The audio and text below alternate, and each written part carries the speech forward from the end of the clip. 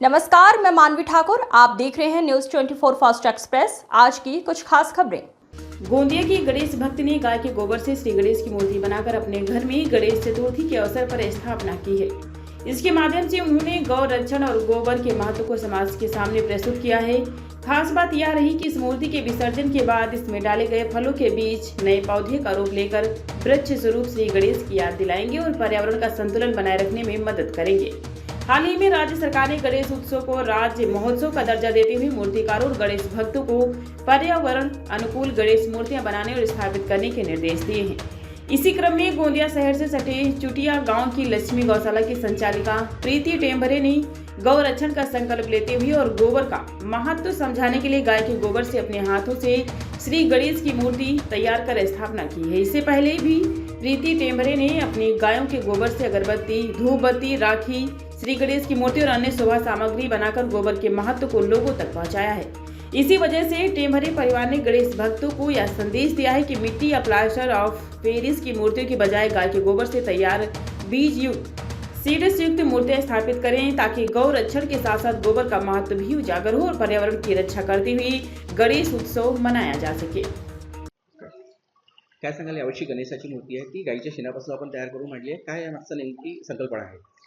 महाराष्ट्र शासनाच्या वतीने eco friendly Ganpati जी सूचना सरकारने दिलेली आहे, तर ते लक्षात ठेवून आम्ही गोमय गणपती जे आहे ते इको फ्रेंडली गणपती आहे, पर्यावरणपूरक गणपती आहे, गाईच्या शेणाच्यापासूनही बनलेली मूर्ती आहे। तर याच्यापासून असं आहे की पर्यावरणपूरक तर ही आहेच आहे, पण असं आहे की विविध गावामध्ये जे गाईचं जे कत्लखान्यातलं जाण्याचे प्रमाण वाढलेलं आहे, जर आपण घरी प्रत्येक घरी जर गोमय गणपतीची स्थापना केली मूर्तीची, तर गाईचं कत्लखान्यात जाणं ते बंद होईल। आणि तसंच आहे की आपले नवीन शाळकरी जे विद्यार्थी आहेत, नवीन पिढी आहे, तर समाजामध्ये जर प्रत्येक घरी गणपती आपण जर स्थापना केली मूर्तीची, तर याच्यामधनं हे सांगायचं आहे की पर्यावरणामध्ये जे नदी, तलाव याच्यामध्ये विसर्जन जेव्हा करतात POP गणपतीचे, तर त्यामुळे जे पाणी दूषित होतं आणि तिथले जे जलप्राणी आहेत ते दगावतात। तर गोमय गणपतीचे विसर्जन करू आपण, तर तिथल्या जे प्राणी आहेत त्यांना हे खाद्य म्हणून वापर होतो शेणाचा।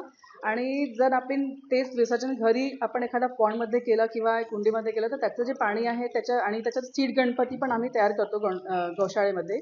तर गौशाळेमध्ये 3 इंचापासून तर 1.5 फुटापर्यंत आपण गणपतीची मूर्ती तयार करतो। त्याच्यामध्ये आपण काही सीड्स टाकलेले आहेत। ते सीड्स जेव्हा आपण विसर्जन करू घरी, तर गणपती बाप्पा नवीन वृक्षाच्या रूपामध्ये तुमच्याच घरी ते स्थापित होतात। तर ही संकल्पना आपण जेव्हा सांगितली, तर मुलांना गणपती बाप्पा कोणी बाहेर नाही, ते तुमच्या घरीच एक स्थापनाची झालेली आहे। तर ही एक समाजामध्ये पण याची जागृती व्हायला पाहिजे आणि प्रत्येक घरी गोमय गणपतीची स्थापना व्हायला पाहिजे। आणि समाजामध्ये आम्हाला संदेश हाच द्यायचा आहे की गाईचं रक्षण करायचं आहे आणि शेणाचं महत्त्व जर आपल्याला याचा वापर करायचा आहे, तर गोमय गणपती हे खूपच चांगली ही आपण जी स्थापना घरी करू शकतो। हर खबर की अपडेट पाने के लिए बने रहिए न्यूज 24 फास्ट एक्सप्रेस के साथ।